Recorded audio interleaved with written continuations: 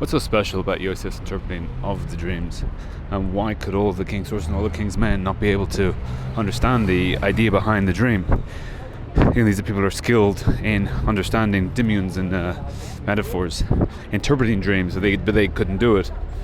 The cows and the wheat are itself, they are Moira totally on food. And they're coming up with, Rashi brings the case of you're going to have 7 daughters and you're going to bury 7 daughters.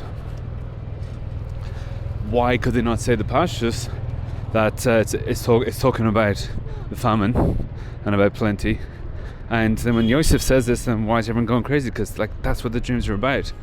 And then at the end, after Yosef tells them what the dream is about, he starts telling them what to do with all the food. You need somebody in charge. He's going to have to put everything together. What's so special about what's going on here? So the problem with the interpretation that Yosef gave, which is why the other dream interpreters didn't give it, was that when the cows come out of the water, the lean cows stand side by side with the fat cows. So you can't have famine and produce at the same time. You can't both be lean and produce and lean and fat at the same time. Since you had this idea of at the same time, therefore that couldn't have been what the dream was about. So the idea of you're going to have 7 daughters and you're going to have 7 daughters you're going to bury and 7 daughters in which you are going to give birth to.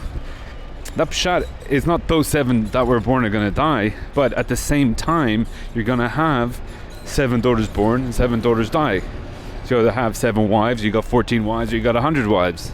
There's a pharaoh who is Shakua Bezima.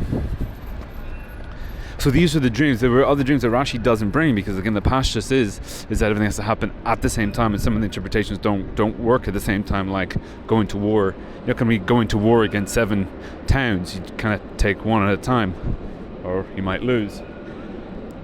So Yosef then has to continue and say, because he's not interpreting, he's not saying any chidushim by saying that it's 7 lean and 7 fat. That's, everyone knows that. But then he says is that you have to feel the famine during the good, and you have to feel the good during the famine.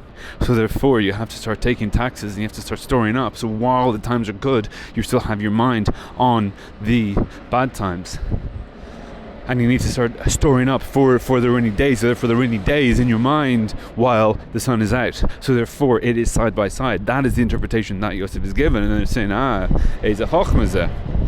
And this is the beginning of the galus that go down to Mitzrayim.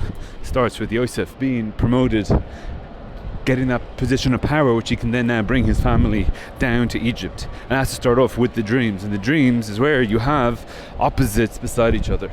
Hefochim, and that your dream, when you're awake and 2 things that don't make any sense happen, you are bewildered by it. But in a dream, everything's fine. There's so many contradictions that come up in the dreams when you're having them, and then you go out your kitchen door and you're in Brazil and it's completely fine. That's exactly make perfect sense.